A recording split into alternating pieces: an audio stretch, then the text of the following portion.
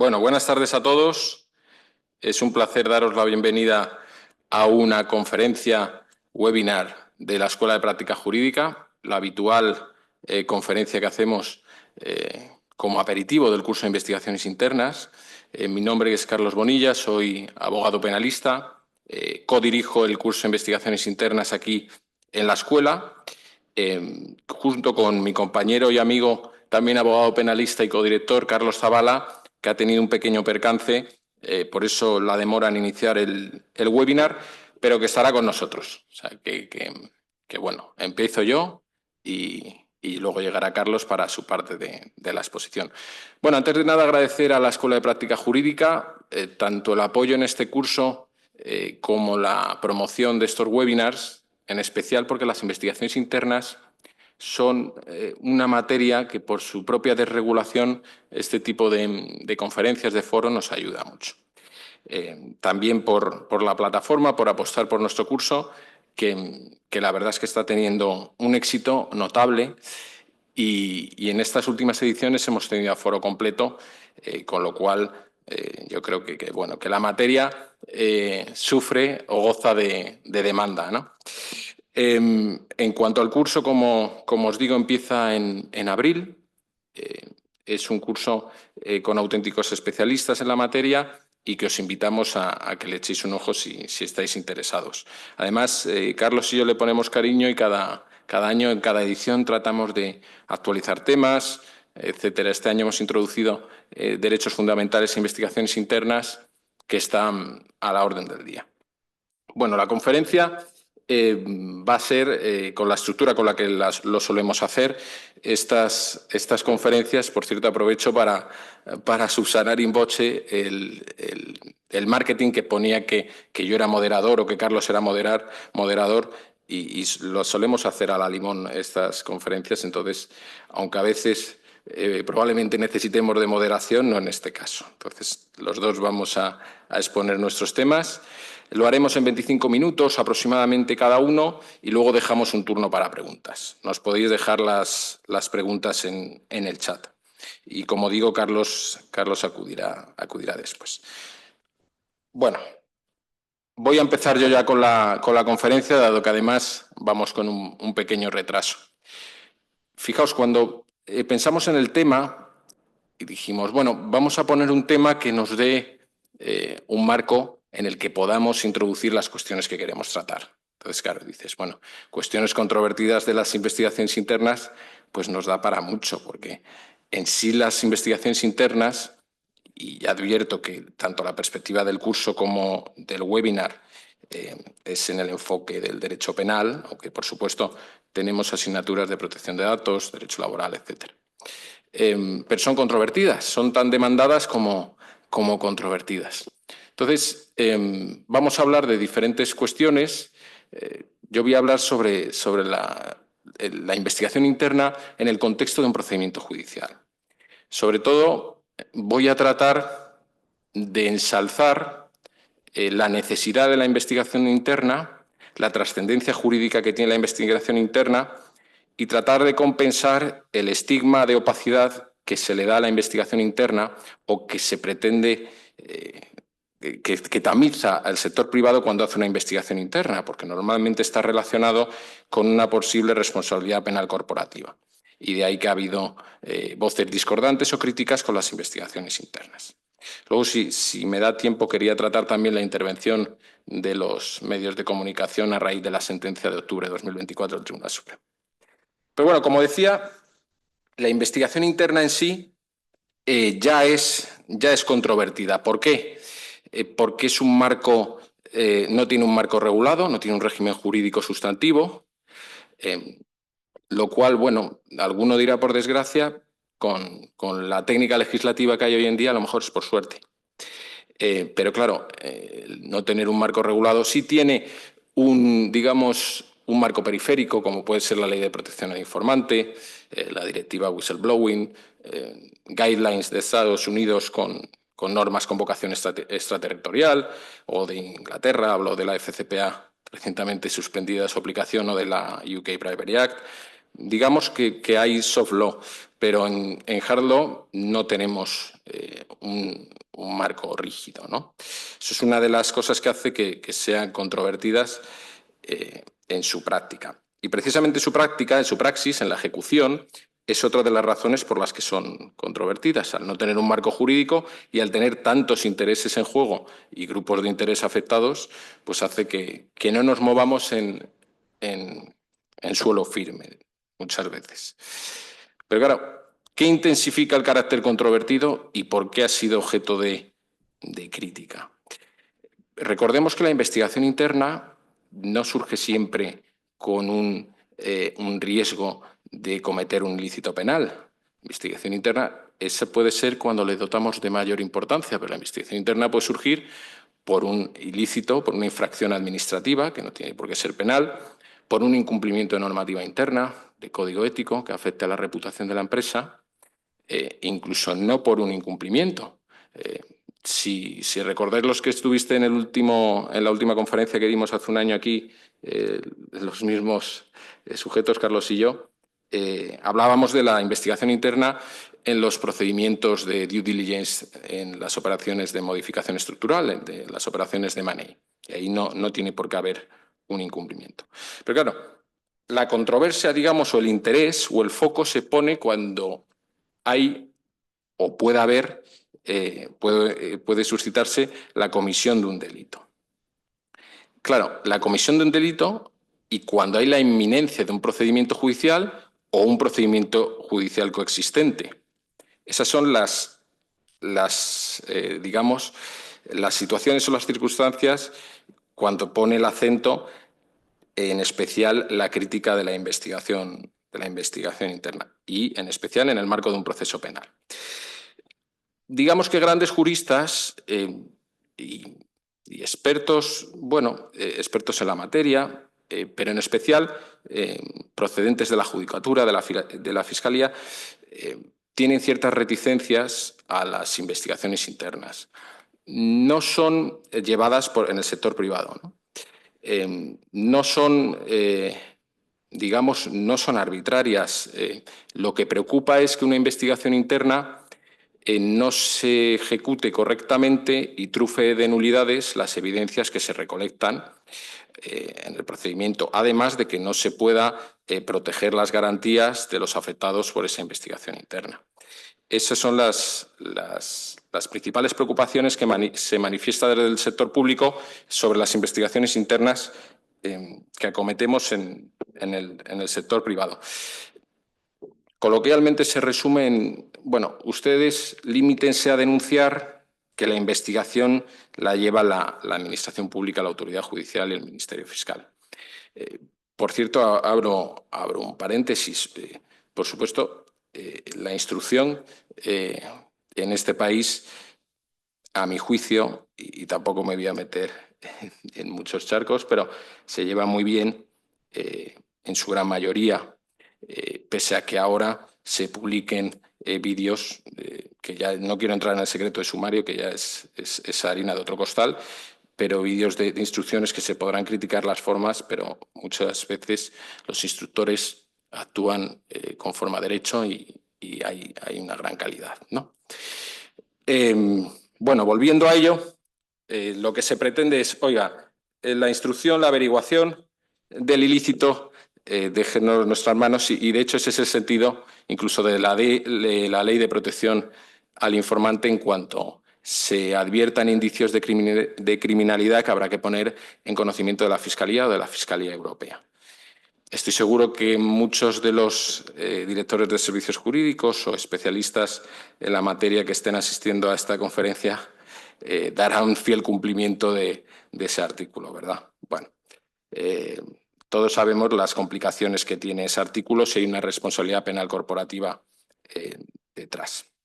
Pero claro, siguiendo con la defensa de la investigación interna en el marco de un procedimiento judicial, digamos que la intención de que lo haga la Administración Pública y de que no se esté derivando, como se está haciendo, tantos recursos a una investigación interna, como decía, no es arbitraria y tiene su sentido esa crítica por la dificultad que tiene y que, sin duda, en la Administración Pública tienen los rasgos de eficacia, de independencia y la experiencia en ello, ¿no?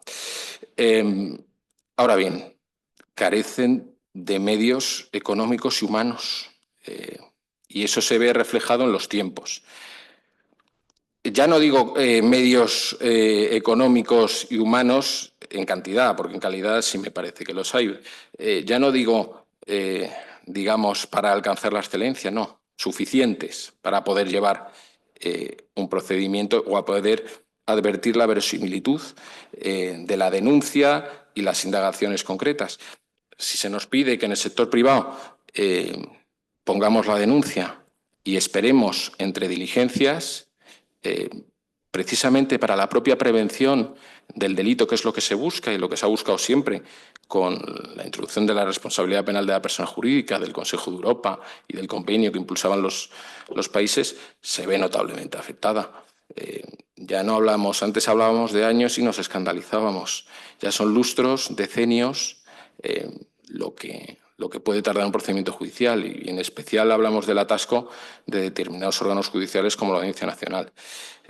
Por supuesto, no es su culpa, sino de las partidas presupuestarias, porque digamos que una administración de justicia ágil a lo mejor no se puede vender tanto o más que otras cosas políticamente, ¿no? Entonces, la investigación interna es necesaria. Ya no hablo de preceptiva, porque podríamos hablar de la Ley de Protección al Informante, pero es que, como decía, efectos de prevención, de averiguación, incluso aunque se le quiera otorgar ese tamiz cuando se la mira sospechosamente, porque, bueno, están ejecutando una investigación interna como control de daños para prevenir la responsabilidad penal corporativa y ver el alcance. Pues fijaos, incluso si esa fuese la intención, que muchas veces la puede ser y está en su derecho, indirectamente está protegiendo a las personas afectadas. ¿En qué sistema eficiente podríamos entender que se está cometiendo un ilícito penal en la empresa, en mi empresa, no lo investigo y tengo que esperar entre diligencias, y que mientras se puede estar perpetuando ese delito, puedan estar afectadas las personas en las que ha surgido este ilícito penal, las personas afectadas, la víctima, y la empresa no puede más que esperar? Entonces, la investigación interna, la actuación y la alerta temprana es primordial, pero además los profesionales que estamos en esto, lo vemos que gran mayoría de casos tienen o índole sexual o tratamos de un acoso moral en el trabajo, donde esas dos personas no pueden estar coexistiendo, no pueden estar en el mismo lugar físico y trabajando sin que la empresa indague qué es lo que ha pasado o tome cartas en el asunto, ¿no? Necesita una respuesta ágil. De otro modo, puedes facultar que se perpetúe el delito, incluso que infecte a otros departamentos de la empresa, ¿no? Incluso en los delitos ad intra, siguiendo la distinción que hace el Tribunal Supremo, en los delitos ad intra, los fraudes internos, una investigación que no se lleve a tiempo puede permitir que se sigan usando los recursos y las herramientas que se están utilizando para cometer ese fraude interno, y los contactos, etcétera, incluso hacer desaparecer las evidencias probatorias, ¿no? Pero es que además, siguiendo esta línea de defensa de la investigación interna, en el puro cumplimiento del Código Penal nos exige que hagamos investigaciones internas. Si queremos cumplir con el 31 bis, si queremos optar a un eximiente o un atenuante, si queremos ser diligentes en la prevención penal, esas facultades de supervisión y control que exige el 31 bis, tanto a los administradores y puestos de responsabilidad de la empresa como al órgano de cumplimiento en la prevención de delitos, se ve reflejada en una investigación interna. Además, recordemos que en términos de compliance, una investigación interna se identifica siempre como un control, digamos, reactivo o de detección, pero es que también es preventivo. Si yo veo a mi vecino profesional de mi mesa cometiendo determinadas irregularidades, incluso ilícitos penales, y veo cómo se elabora un expediente de investigación interna y con las comunicaciones, ya sea una instrucción dentro de la empresa o en un despacho de abogados, pues hombre, a lo mejor me pienso el hacer lo mismo que está haciendo él, ¿no? Y además, esta trascendencia jurídica o esta importancia que tiene la investigación interna en la prevención, en la defensa, incluso en la prevención penal corporativa, se ve reflejada en las resoluciones. Recordemos el auto del Juzgado Central de Instrucción de la Audiencia Nacional número 6, el auto lo tengo aquí apuntado, el de 2021, el del 29 de julio. Si necesitan las referencias se lo paso por el chat, pero sobre todo los que estamos en España lo recordamos perfectamente, sobre un caso muy sonado en España, en especial con la investigación de revelación de secretos, como el auto de sobreseimiento para una empresa cotizada, un banco, en la exégesis que hace de los elementos del programa de compliance, introduce la investigación interna como uno de los elementos que tiene que valorar y que valoró de cara a la eximente, a apreciar la eximente y el sobreseimiento de la empresa cotizada. Y recuerdo perfectamente cómo además en el auto ponía el modelo de prevención de delitos, además analizó la investigación interna concreta que se realizó, además dijo que el modelo de prevención de delitos contaba con un protocolo de investigaciones internas e incluso valoraba las políticas de investigaciones internas y su actualización a lo largo de los años. Pero es que yendo incluso al ámbito internacional, podemos recordar uno de los ejemplos principales de buena praxis en función de compliance, incluso es un ejemplo que se pone en responsabilidad social corporativa o en ética de los negocios.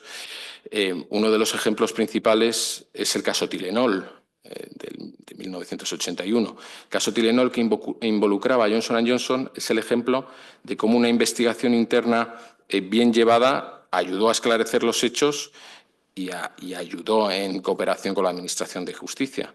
El caso Tylenol, para quien no tenga conocimiento, fue, lo cuento brevemente, en la fabricación de analgésicos, de antiinflamatorios de Johnson & Johnson. Uno de sus principales productos era Tylenol y en un momento dado se descubrieron unas trazas de cianuro que supuso el fallecimiento de 7 personas, si no recuerdo mal, en Chicago. Bueno, Johnson & Johnson, en lugar de optar por una investigación interna con cierta dirección a la opacidad, hizo un full disclosure de la investigación, y es uno de los grandes ejemplos de cómo se vio despejada su reputación e incluso su exención de responsabilidad, e incluso con el producto, que operacionalmente tampoco le afectó, y el producto volvió a estar comercializado, ¿no?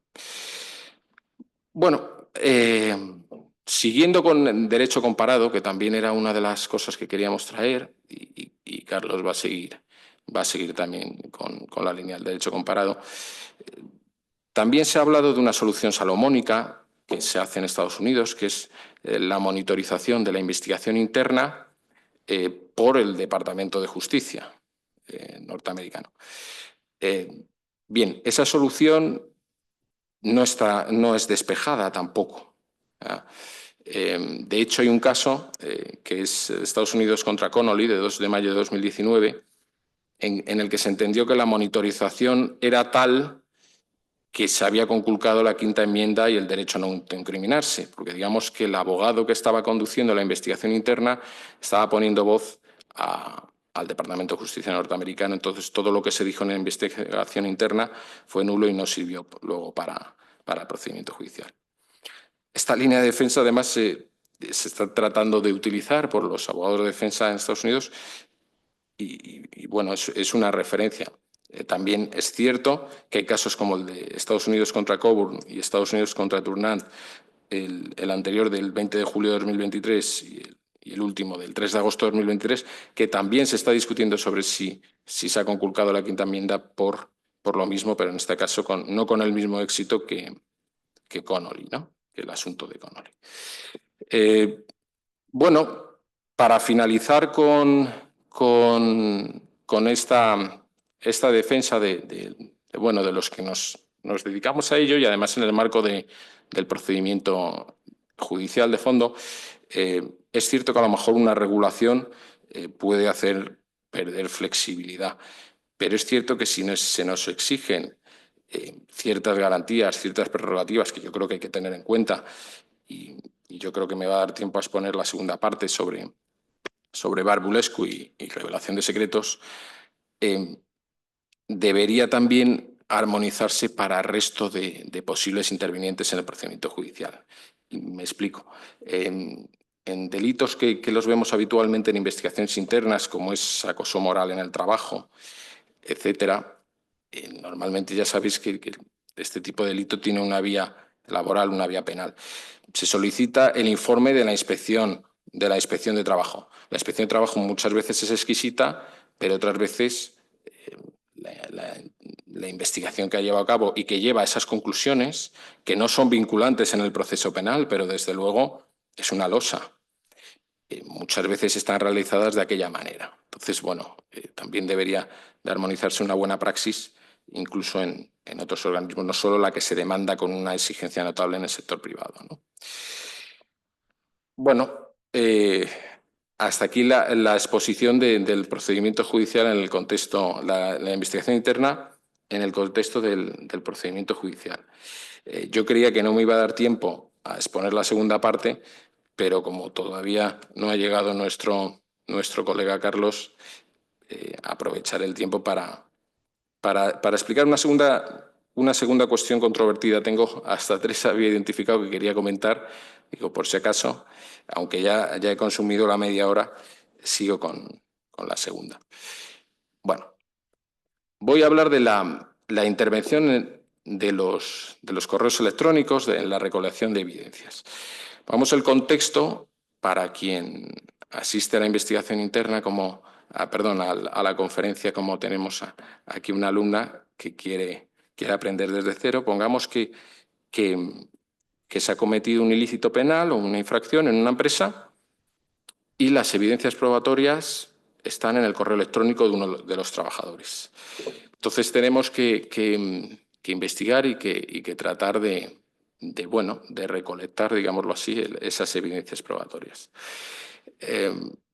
Introducirse en los equipos informáticos de un profesional es sensible por la conculcación de derechos que pueda haber.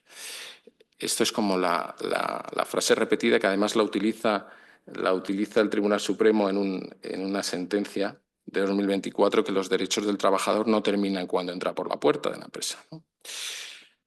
Entonces, por acotar la cronología, digamos que Barbulescu, que es una sentencia del Tribunal Europeo de Derechos Humanos que nos dio bastantes prerrogativas por cómo hay que hacer la intervención en los equipos informáticos y en las comunicaciones. Barbulescu 1, en un caso de intervención de un empresario, uno de sus empleados, entendió que no había conculcación de derechos, derecho a la intimidad y la inviolabilidad de las comunicaciones. Barbulescu 2 sí dijo que sí había esa violación. Y, en definitiva, el Tribunal Supremo y el Tribunal Constitucional, por cierto, parte de la línea jurisprudencial ya era anterior a Barbulescu, del Tribunal Constitucional, recoge esa línea jurisprudencial y nos define una serie de cuestiones de elementos que tenemos que tener en cuenta para poder intervenir un equipo y un correo electrónico y unas comunicaciones sin que conculquemos el derecho a la intimidad o a la inviolabilidad de las comunicaciones. Entonces, en este marco, y me voy a ceñir a lo penal, en este marco tuvimos 2 sentencias. Bueno, hemos tenido unas cuantas, pero como es las sesiones sobre cuestiones controvertidas, voy a comentar las que yo creo que fueron las más controvertidas, ¿no? La sentencia de 22 de abril de 2021, el Tribunal Supremo, 328-2021. Me voy a referir a ella como la sentencia del 21, de ponente Manuel Marchena. Claro, cuando esta sentencia se publicó, en el que condenaban a un delito contra la intimidad del 197 de revelación de secretos a un empresario, me acuerdo que las noticias eran, bueno, se acabaron las investigaciones internas, ¿quién va a querer hacer una investigación interna? Ya no solo porque pueda haber una nulidad, sino porque pueda acabar imputado por un delito de revelación de secretos. ¿Vale? Bueno, vamos a desbrozarla un poco porque eso no fue así. Ahora vemos las circunstancias de cómo esa sentencia fue controvertida, pero digamos que la exigencia no es tal, ni esta nueva que tenemos de octubre de 2024 nos da una barra libre, como también se dice, ¿no?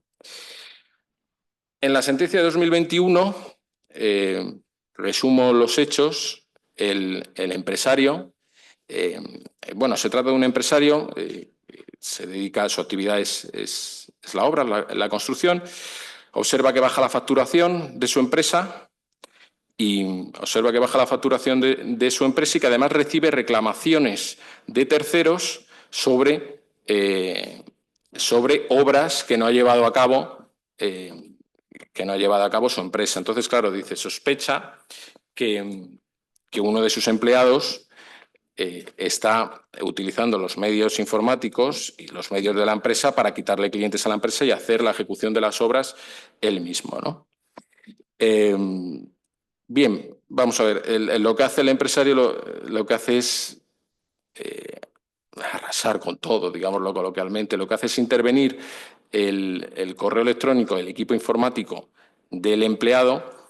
La única circunstancia que manifiesta y que intentan poner en la defensa es que las contraseñas, que esto es común, ya cada vez menos, pero era común, las contraseñas corporativas de los ordenadores las conocían todos por si alguien se daba de baja, etcétera. Entonces, pues bueno, eso era lo que se intentaba poner como una suerte de tolerancia a la conculcación de la privacidad, pero eso no lo compró el tribunal.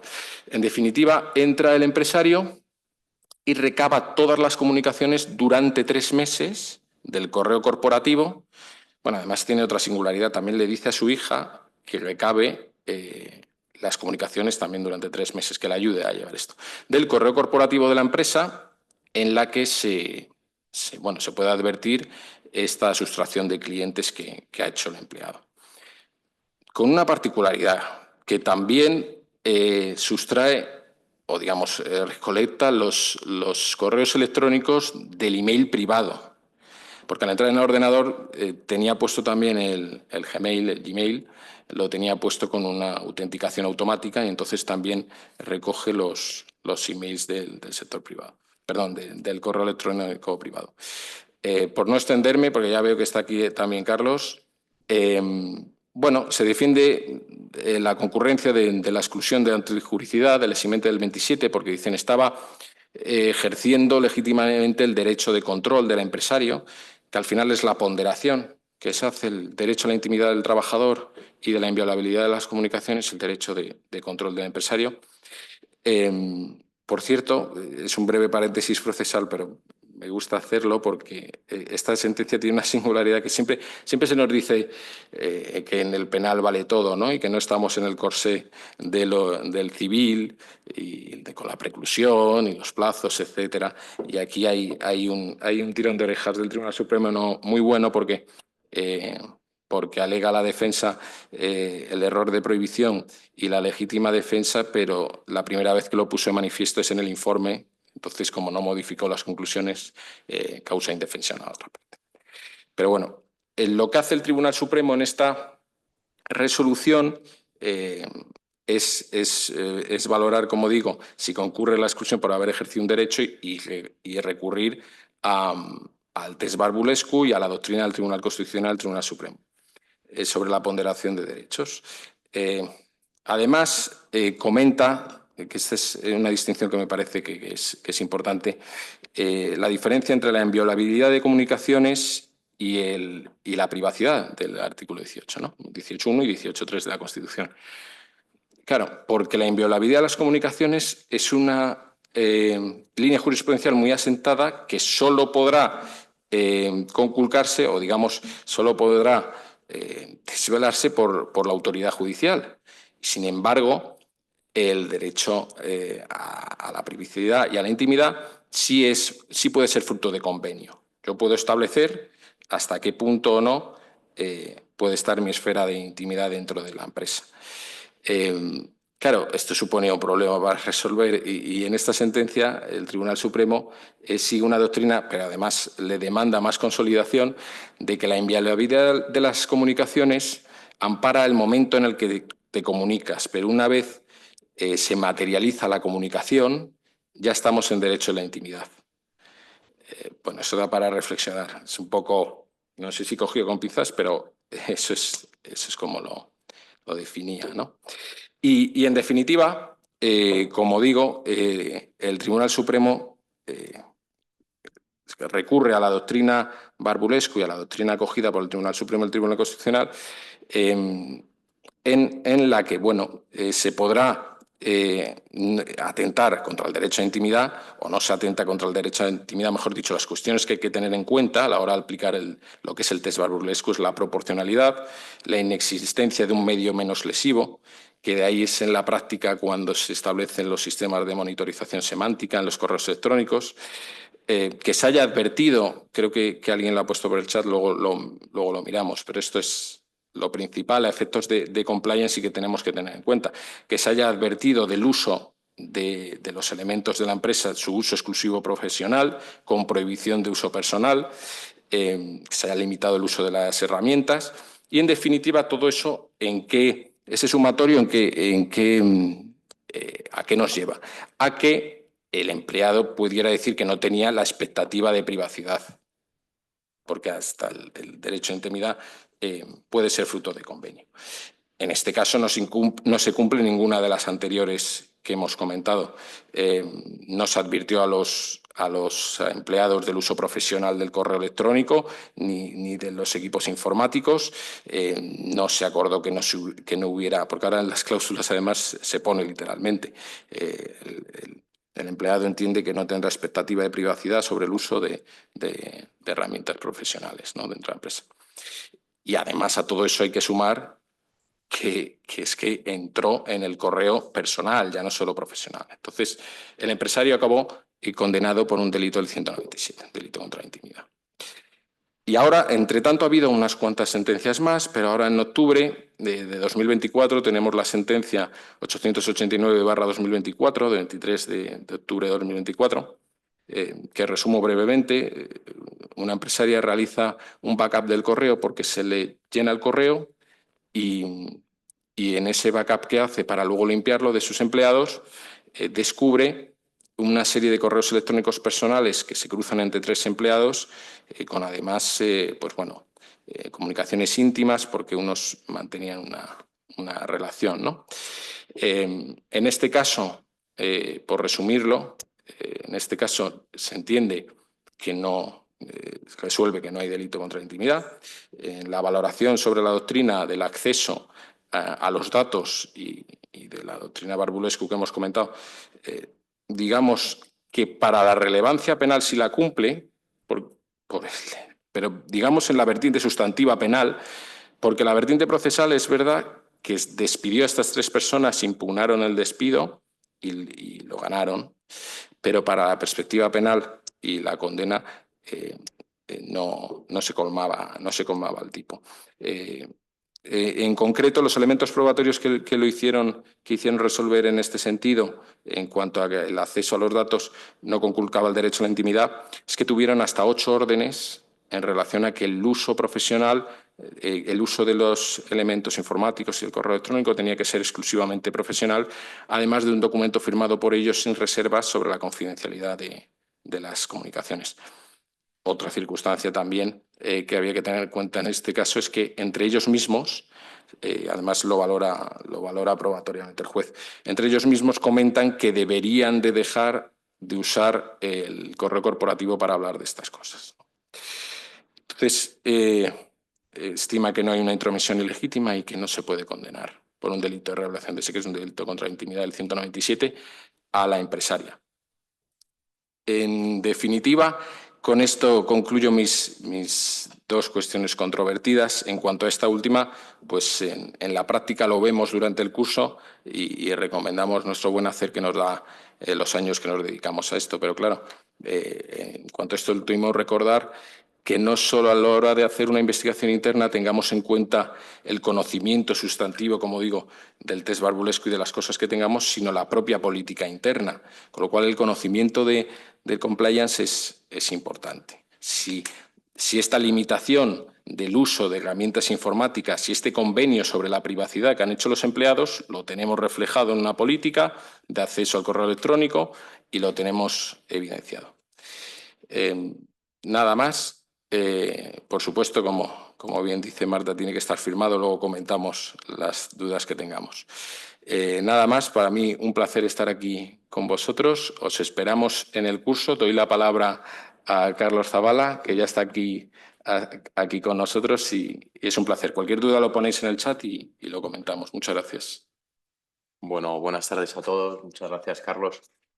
Me ha exigido Carlos a presencialidad. Pensé que iba a estar esto como el Bernabéu esta tarde, pero no. Me ha encantado la pregunta que había justo aquí cuando acabo de mirar, que preguntaba que si el empleado no le gusta la política de uso de los sistemas informáticos, que si está obligado a firmarla.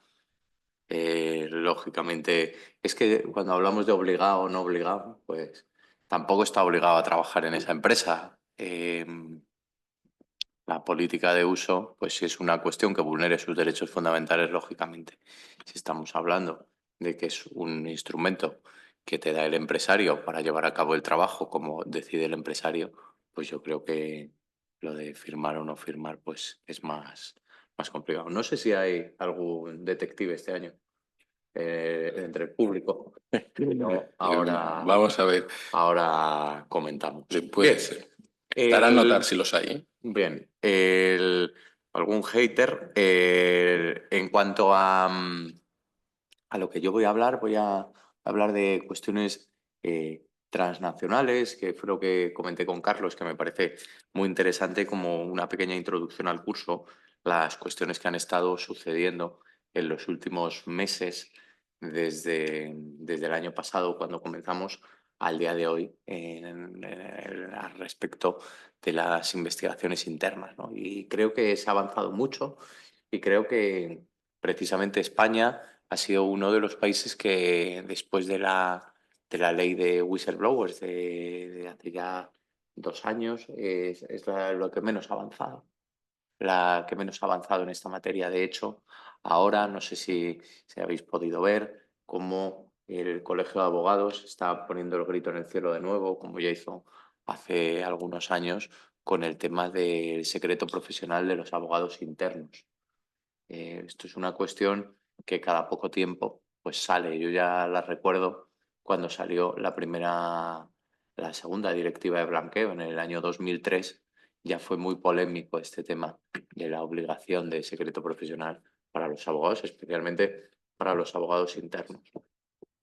Y hay el problema con el que nos estamos encontrando es fundamentalmente en el plano administrativo, ¿no?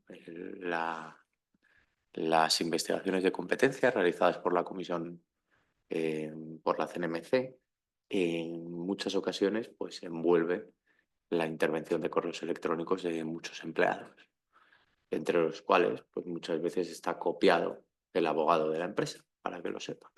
Y en estos casos, pues lo que discuten las empresas es si ese correo electrónico en el que aparece copiado el abogado está privilegiado o no.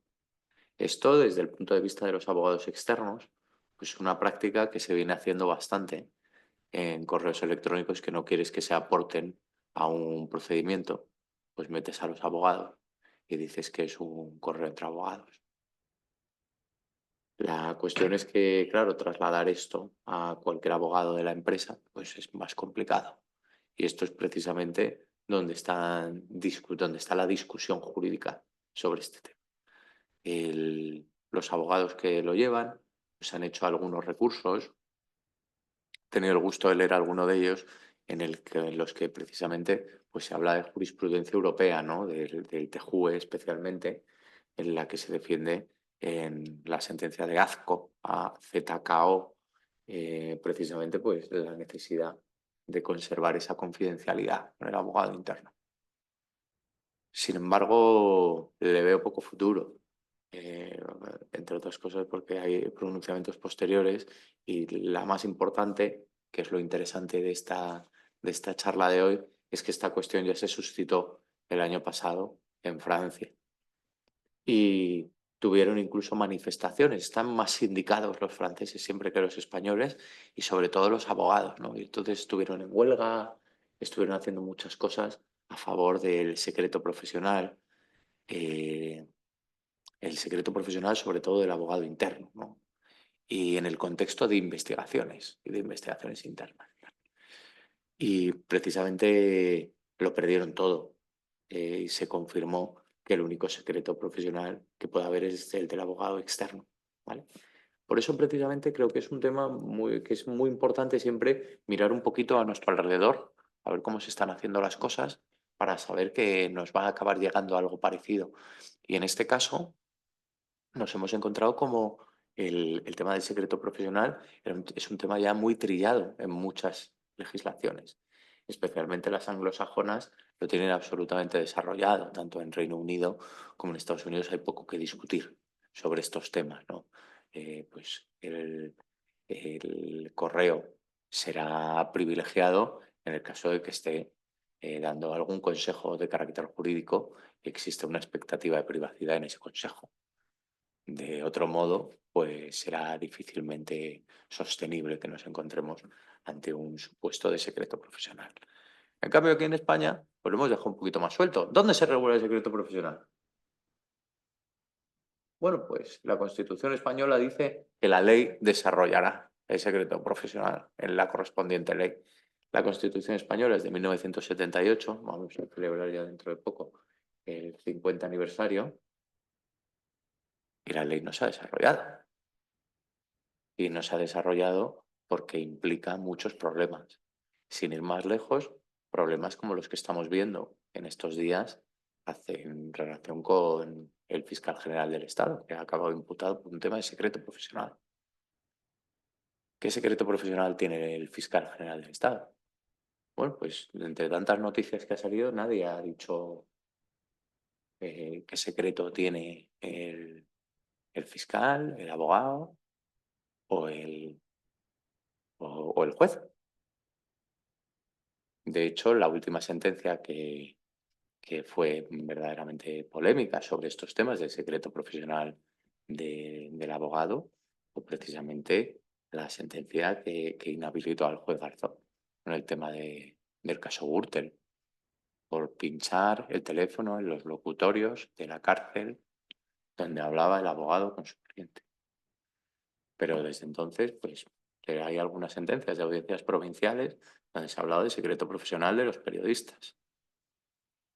De hecho, hay una periodista condenada a 2 años y medio de prisión por revelar información de un sumario en Huelva que pues era de un asesino, un típico asunto de esto.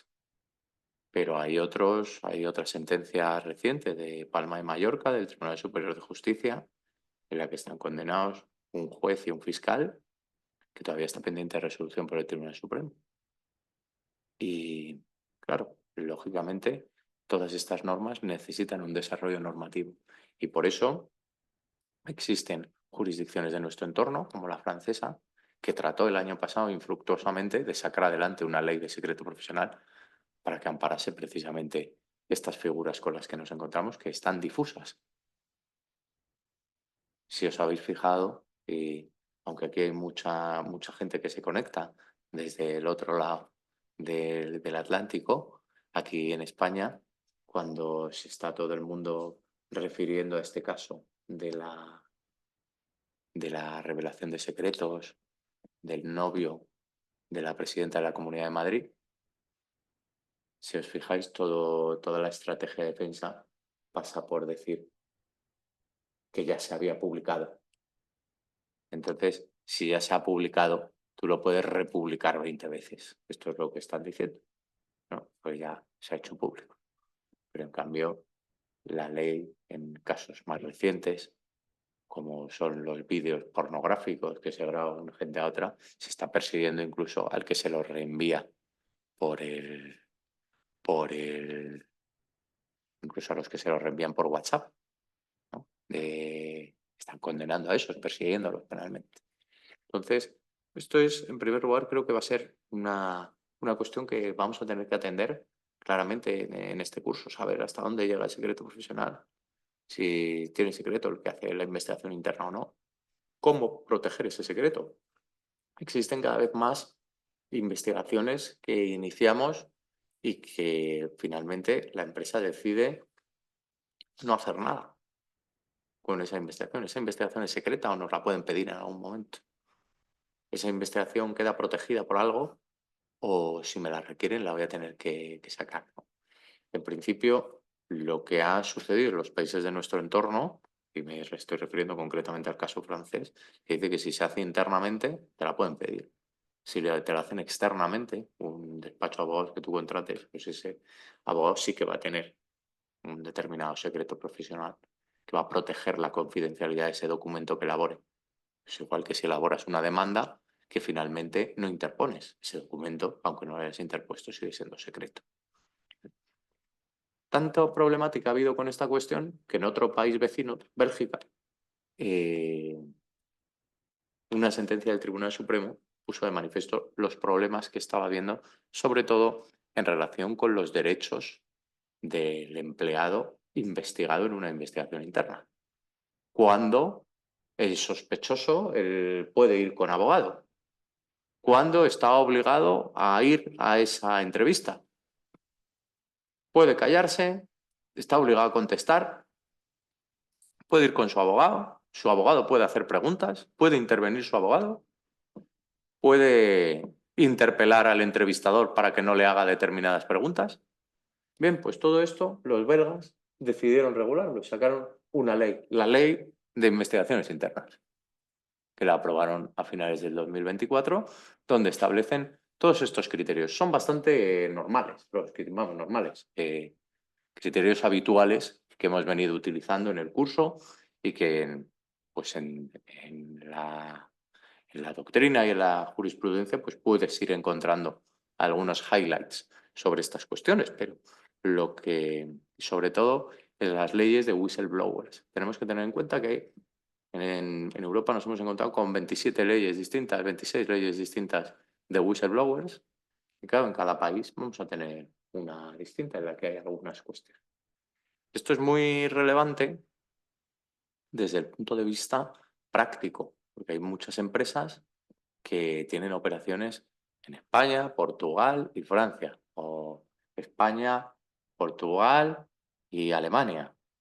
Y si de repente un empleado de la filial alemana te la lía en Portugal, ¿qué ley de whistleblower le aplicas?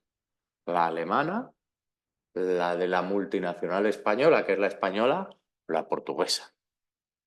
Todas estas cuestiones al final nos tenemos que ir al máximo estándar que encontremos para asegurarnos de que estamos cumpliendo. Cada vez más empiezan a aparecer sentencias como las que ha estado comentando Carlos, en las que nos encontramos que el Tribunal Supremo tiene que evaluar la calidad de esa investigación interna y si esa investigación interna ha vulnerado determinados derechos fundamentales.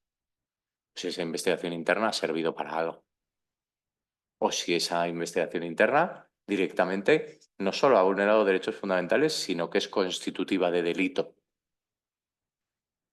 El problema fundamental, como siempre digo en estas cuestiones, es que la resolución por parte del Tribunal Supremo llega muy tarde. Llega muy tarde. Concretamente nos encontramos con que casos en los que ha habido investigaciones internas recientes, como puede ser el caso del BBVA con el tema de Villarejo, son unas diligencias previas del año 2015. Estamos en el 2025, todavía no se ha celebrado el juicio, pero es que los hechos son de 2006, 2007. De hecho, al principio estuvieron dudando de la prescripción de los hechos. No sé lo que acabará, ¿eh? No estoy metido en el asunto, lo sé por los periódicos. Pero, lógicamente, que ahora, 10 años después, nos digan que la investigación interna del BBV estaba mal o estaba bien, pues resulta un poco problemático. La administración de justicia, la situación de la administración de justicia en España respecto a los retrasos y la falta de medios es absolutamente tétrica. No es culpa de los jueces ni de los fiscales. No seré yo el defensor de unos y otros, pero no es culpa suya. Esta mañana he estado en un juzgado de la Plaza Castilla en el que había un juez en prácticas al que le he deseado buena suerte y iba yo con otro compañero que ha hablado más y han acabado hablando de lo que cobraba el juez en prácticas. Lo digo, ¿no? Bueno, el juez en prácticas cobraba 1.500 euros. Entonces, me ha contado que vivía por ahí cerca de la Plaza Castilla, en un pisito que se había alquilado que le costaba 800 euros y que con los otros 700 pues vivía, pero que era soltero y tenía 28 años. Bueno, pues esta es la situación que tenemos en la Administración de Justicia, ¿no? Que hay absolutamente vocacional y gente que trabaja bien, pero faltan medios para resolver todo esto. Ayer, sin ir más lejos, el fiscal general del Estado, en la intervención que tuvo en el Senado, estuvo hablando de volúmenes de causas tramitadas por la Fiscalía. Y me quedé impresionado cuando dijo que se habían incoado más de 300.000 procedimientos en un año. 300.000 procedimientos en un año. Es una barbaridad. En España hay 4.000 jueces y magistrados. ¿Cómo que 300.000? Esto es una barbaridad. Esto es una barbaridad. Por eso las cosas están atascadas. Y por eso, precisamente, todo lo que envuelve a los temas de compliance y de investigaciones internas tienen cada vez más recorrido. Porque, lógicamente, el facilitar las cosas nos lleva a que las cosas vayan más rápido y vayan más fluidas. Por eso, precisamente, y con esto paso a la situación que se está viviendo en Estados Unidos, por eso la situación tanto en Francia como en Estados Unidos va más rápido. El PNF, que es la Fiscalía Anticorrupción francesa, el año pasado incoó 700 causas. Se creyó 700 veces, de las cuales terminó el mismo año con acuerdos por temas de investigaciones internas y acuerdos de lo que llaman las Deferred Prosecution Agreements francesas, con 20 de ellos, con multas y tal. Bueno, lo que quiere decir que en menos de un año hemos resuelto 20 casos, ¿no? ¿Lo habremos resuelto bien o mal? Esto ya es otra cuestión, pero lo que está claro es que es un sistema que por lo menos permite ir avanzando. Muchos de los que están conectados no recuerdan cuando en España se pagaba con pesetas. Yo, en mi despacho en el profesional, que trabajo como abogado, tengo casos en pesetas todavía. O sea, que son anteriores al 2001. Fraudes anteriores al 2001 que todavía no han llegado a juicio. Bueno, pues esto nos pone de manifiesto que, lógicamente, la justicia que va a llegar 26 años más tarde al justiciable, tampoco, de los 4 clientes que tenía de ese asunto, 3 han muerto. Y el que queda, pues yo creo que está un poco gaga. No creo que... Pero mientras tanto ha consumido medios. La inspectora de Hacienda trabaja ahora en una Big Four y la fiscal en un despacho muy famoso. Y así ha cambiado así el procedimiento. El abogado soy yo siendo yo siempre. Pero son cuestiones curiosas que van pasando y esto es todo por este retraso. Decía que con esto voy a terminar por no contar aquí. La situación en Estados Unidos es todavía más curiosa, porque en Estados Unidos se ha planteado ya el Departamento de Justicia ante la imposibilidad de analizar documentación en registros y en investigaciones que realizan, se han planteado contratar a despachos de abogados para que les ayuden a analizar información, porque no tienen personal suficiente. Entonces, por así decir, pues una suerte de externalización de las investigaciones. El Departamento de Justicia contrata a Uria y Menéndez y le dicen, oye, revísame estas 40 carpetas y hazme un informe a ver si esto puede ir para adelante. Todas las cuestiones sobre esta materia muchas veces las vemos y nos parece de fantasía. Yo ya hace unos años estuve en Estados Unidos en una feria de prisiones privadas. Era una suerte de IFEMA donde los expositores eran rejas que se cerraban automáticamente, porras eléctricas, tal, por si querías montar tu prisión. Porque en Estados Unidos pues está muy de moda la de montar tu prisión y alquilársela al Estado y entonces te van mandando allí a los tíos y tal y tú los vas metiendo y tal. Y está ahora un poco, se está un poco discutiendo sobre este tema porque al final cuando se privatizan las prisiones lo que hacen las empresas normalmente es recortar los gastos. Y entonces, claro, pues resulta que hay determinadas ONGs que se están quejando del trato que se está despachando a los internos. En Internet, aquí, o sea, en Google os metéis, el que tenga curiosidad por este tema, y aparecen los concursos públicos que convocan instituciones penitenciarias de las distintas comunidades autónomas. Y allí vais a ver cómo aparecen los precios por la manutención de cada interno en euros. Y os dejo para que cotilleéis y os llevéis la sorpresa de cuánto cuesta la comida, por lo que pagamos la comida de unos. Y finalmente voy a terminar, como decía, los problemas que está teniendo para perseguir estos casos el Departamento de Justicia norteamericano.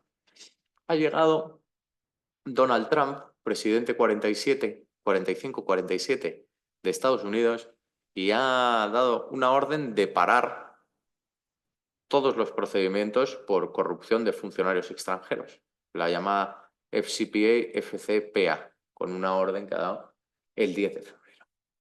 ¿Y cuál es el razonamiento que utiliza? Dice, bueno, yo estoy aquí persiguiendo a mis empresas, a las empresas americanas y a las empresas que tienen algún tipo de relación con América, con Estados Unidos, y el resto del mundo no está persiguiendo a nadie. Yo he condenado a 700 empresas, les he puesto multas por miles de millones de euros a todos, ¿y a cuántas ha condenado España? ¿O a cuántas ha condenado Alemania? Alemania, por no haber condenado, no ha condenado ni a Volkswagen por el tema del Dieselgate. Y dices, entonces estoy yo tirando piedras contra mi propio tejado. O sea, yo estoy condenando a mis propias empresas y los de los otros países no va con ellos esto. Entonces, ha dado 180 días para repensarse el tema. Y claro, el tema es súper interesante desde el punto de vista más de política criminal que de investigaciones internas, ¿eh? Pero como las investigaciones internas en Estados Unidos están absolutamente vinculadas a la FCPA, por eso lo digo. Vamos a tener 6 meses, por así decir, de vacatio legis, de a ver qué va a pasar. Y lo que va a pasar es que o bien Estados Unidos obliga a todos los países a adoptar unas normas como las suyas y a ejecutarlas sobre todo, o esto van a dejar de perseguirlo ellos también y perseguirán a la corrupción de sus funcionarios, pero no los funcionarios de Angola, por ejemplo, como tenemos aquí en España, ¿no? Estamos persiguiendo por haber corrompido a un ministro de Angola. Perseguimos en España, en Angola no están persiguiendo. Todas estas cuestiones creo que son sumamente interesantes. ¿Por qué? Porque nos van a abrir la puerta de estas investigaciones internas de nuevo que nos van a generar determinados problemas, ¿no? ¿Qué norma les vamos a aplicar si estamos investigando una empresa española que tiene operaciones en América, en Estados Unidos, pero en Estados Unidos ya no hay norma que ampare esto? Ojo, a ver si nos estamos equivocando. O hacemos una cosa que les encanta a los americanos, que lo llaman el forum shopping, que es elegir la jurisdicción donde vas a llevar lo tuyo. Entonces, tú te inicias tu investigación interna en Nueva York y dices, nada, esto ya lo he terminado yo, aquí no hay nada, y se ha terminado, ¿no? Y te atribuyes la competencia del asunto a la legislación norteamericana. Bueno, me parece que he soltado ahí algunas cosas sobre lo que vamos a tratar de ver en el curso, ¿no? Y sobre cuestiones que están muy de actualidad y que, como veréis, tienen una gran influencia de carácter práctico. O sea, que vamos a verlo y vamos a verlo en los periódicos todos los días. Y sobre esto es sobre lo que va a versar el curso. El curso no va a versar sobre el sexo de los ángeles, ni cuestiones un poquito dogmáticas, sino que va a versar sobre cuestiones absolutamente prácticas y que vamos a ver todos los días. Y nuestra intención, tanto Carlos como la mía, es que el que termine el curso sepa afrontar todo tipo de problemas con los que se va a encontrar en una investigación interna. No simplemente que tenga un componente teórico, que lo va a tener, por supuesto, sino que tenga los mecanismos para resolverlo, ¿no? Hay muchas de estas cuestiones con las que nos encontramos que, como decía al comienzo, no están reguladas y no se han llegado a los tribunales. Por tanto, no tenemos ni ley ni jurisprudencia, pero sí que en el ámbito comparado se ha empezado ya a estudiar mucho en muchos sitios, ¿vale? Así que nada, muchísimas gracias a todos y ahora Carlos contestará a las preguntas que he visto ahí preparadas.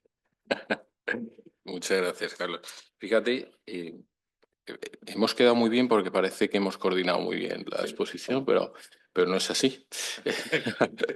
Quiero decir, el hartazgo que debemos de tener los que nos dedicamos a esto, cuando yo también he dedicado un tiempo de mi exposición a la falta de recursos, etcétera, etcétera, a la coordinación por la administración pública, a que no tienen recursos para llevar a cabo y el atasco que antes se hablaba de años y ya son lustros, decenios o lo que haga falta. Y Yo tengo, o sea, hoy no es una charla sobre las dilaciones indebidas, pero tengo un juicio que me convocaron hace como un año o así a una vista de conformidad, ¿no? Que es una cosa nueva que han sacado. Bueno, la práctica, la costumbre, la ha sacado y entonces, aunque no viene en la ley, te convocan a una vista y entonces está allí el juez muy serio. Dice, ¿han llegado ustedes a un acuerdo? Y le dices, no. Dice, muy bien, pues ya se señalará. Bueno, pues en esta situación de ya se señalará, estuve allí en el año a principios, primer trimestre de 2023. Y la semana pasada el cliente me llamó ya y me dijo, yo no aguanto más, necesito solucionar este tema ya y tal. Y le dije al procurador que se acercase y digo, oye tío, llevamos con este asunto que le piden 7 meses de prisión a mi cliente. Y yo digo, llevamos ya con este asunto, macho, desde marzo del 23. Estamos ya en el 25 y todavía no hay fecha para el juicio y tal. Y ha ido hoy el procurador, o ayer, y me ha mandado un email. Me ha dicho, Carlos, he estado ya en el juzgado. Me ha dicho el funcionario que están señalando los juicios del 22 y que llame dentro de 6 meses, que igual ya tienen alguna noticia. Pero claro, todavía nos queda todo el 22 y el 23 para que nos toque a nosotros. Así que, bueno, esto es un poco como va, ¿eh? Por eso fíjate que muchas cosas que me suceden con las investigaciones internas y las preguntas que hace la gente son preguntas muy concretas. Y luego también hay otros que te dicen, no, ¿y esto cómo puedo yo impugnar una investigación interna? O sea, con la que me vienen a mí a suspender el empleo, a no contratar más a mi empresa. ¿Cómo impugno yo una investigación interna? Claro, las vías de impugnación de la investigación interna, pues bueno, si eres empleado, pues tienes las laborales. Pero si eres simplemente una empresa con la que dejan de contratar, ¿esto dónde lo impugnas? Pues la realidad es que hay muy pocos sitios donde impugnarlo. Tú te puedes ir y presentar una demanda por el motivo que sea, Vamos a decir, oh, pues es que aquí se han vulnerado derechos fundamentales y te vas y te metes una querella, pero claro, hasta que te lo solucione la Administración de Justicia es mejor el buscar mecanismos alternativos. Ahora, con estas leyes que han sacado de mediación y tal, no sé yo Mira, cómo irá a ir, pues esperemos que vaya más rápido. con lo que comentas, sí, ¿no? Pero con lo que comentas, ahora vamos a las preguntas que además son las de siempre, son muy parecidas. Vale.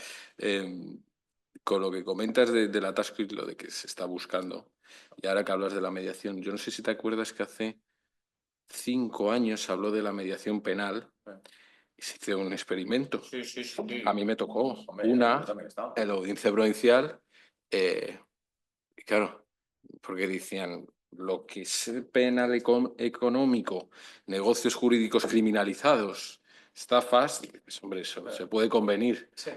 Claro, llego allí, lo primero, porque lo quiero hilar con lo que comentas del secreto profesional. Digo, oiga, ¿y esto?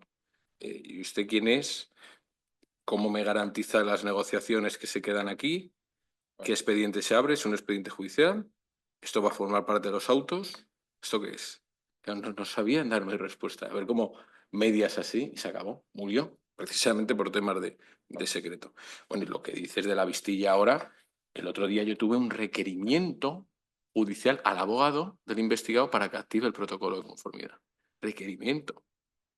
O sea que si yo obviamente no tengo por qué activar el protocolo, pero si es un requerimiento judicial, que si no lo activo, que estoy en desobediencia, no estoy en justicia. O sea, y no culpo al juzgado, lo que están buscando es fórmulas de desatascar como puedan. Sí.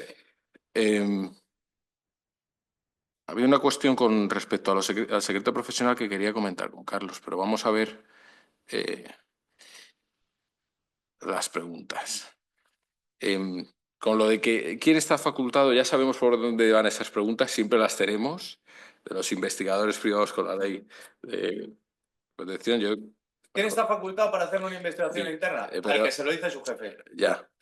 Eh, es costumbre de estos webinars esta pregunta. Al que se lo Lo que dice no su jefe. entiendo Tú es... trabajas en una empresa y trabajas en... Mira, te lo voy a contar. Trabajas en auditoría interna y tu jefe te dice, oye, me ha pedido el director general que hagamos una lista de los gastos de más de 100 euros identificando quién es el empleado en gastos de comida. Y coge este señor y se mete en los gastos que ha sacado todos los empleados y hace así y saca con nombre y apellidos a todo el mundo por los gastos de comida. ¿Quién es un empleado del departamento de auditoría interna?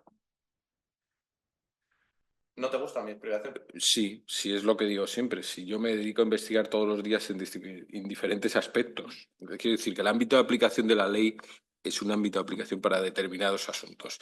Yo entiendo que este conflicto se suscite, pero que coexiste. Lo utilizo y utilizamos a investigadores en determinadas investigaciones y averiguaciones patrimoniales, economistas, y no hay ningún problema. Entonces, bueno. ¿Quiénes son normalmente miembros de comité de ética e investigaciones? ¿Quiénes son normalmente miembros de comité de ética e investigaciones en una empresa? ¿Os han planteado algún conflicto de interés y cómo solucionarlo? ¿Los nombra el Consejo de Administración? Los tiene que nombrar el órgano de gobierno. Si hablamos de comité de ética e investigaciones, que entiendo que en el comité de ética, si va a estar el comité de compliance o el órgano de vigilancia y control a los efectos del 31 bis, ya lo dice el 31 bis, que tiene que nombrarlo el órgano de administración. Dice, el órgano de administración adoptará modelos, Eso es importante, porque yo me acuerdo al principio que se creía que, bueno, que esto podía ser como una consultoría más o como protección de datos. Y dice, oye, dile al director de servicios jurídicos que nos haga el compliance. Y cuando te tocaba un fiscal con diente, una acusación particular, oye, ¿dónde está el acta del Consejo de Administración aprobando el modelo de compliance? Además, para la cultura de cumplimiento que tiene que venir desde arriba, incluso para las vías de imputación, que ya sabemos que la gran mayoría de sentencias de responsabilidad penal de la persona jurídica vienen por la vía de imputación de las personas que tienen facultades de control. ¿Os han planteado algún conflicto de interés y cómo solucionar? Sí. Yo me acuerdo en una auditoría de compliance que el director de los servicios jurídicos estaba casado con la jefa de compras y una gran empresa, una facturación importante. Bien, pues habrá algún hooligan que recomiende en un informe el despedirle o reorganizar la estructura. Para mi gusto, los conflictos de interés se pueden identificar, se registran y se hacen protocolos que llaman de forais. Cuando vayan a intervenir ambos, hay que hacer una segregación de funciones o que incluyan una persona totalmente independiente. Por ejemplo, si la contratación, en este caso, de servicios jurídicos pasaba por compras, pues tendrá que pasar por otra autorización también. Los nombra el Consejo de Administración, estupendo. ¿Quiénes son normalmente? Y los miembros del Comité de Ética e Investigaciones, pues eso lo tiene que diseñar según la actividad y recomendación, según la actividad y según las características de la empresa. Hay empresas donde están en los comités de ética e investigaciones y además te sorprende, pero tiene su sentido. Está el director de calidad, sobre todo en empresas industriales, o está el director de fabricación, porque es el que conoce los riesgos, por ejemplo, asociados a temas medioambientales, etcétera. Bueno.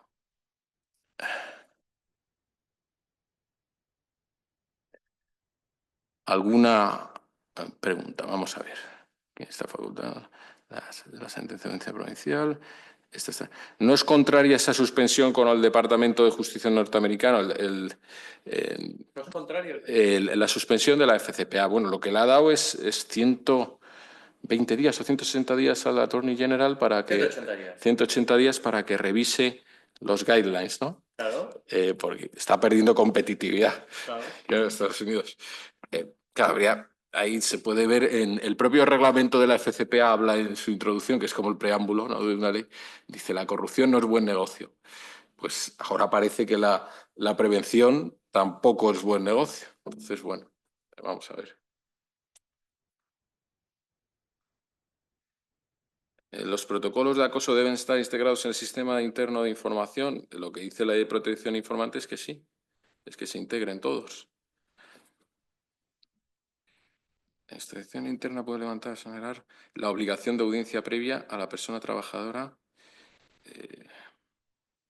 La investigación interna puede levantar o exonerar la obligación de audiencia previa a la persona trabajadora en caso de despido disciplinario. Pues, ¿y eso qué? ¿Lo afirma o lo pregunta? Lo pregunta. Pues yo le haría la audiencia previa en cualquier caso. Claro. ¿Se puede levantar o exonerar? Bueno, sin duda. Además, cuanto más garantista seas, previa. mejor. Sin duda. Vale. ¿Alguna pregunta más?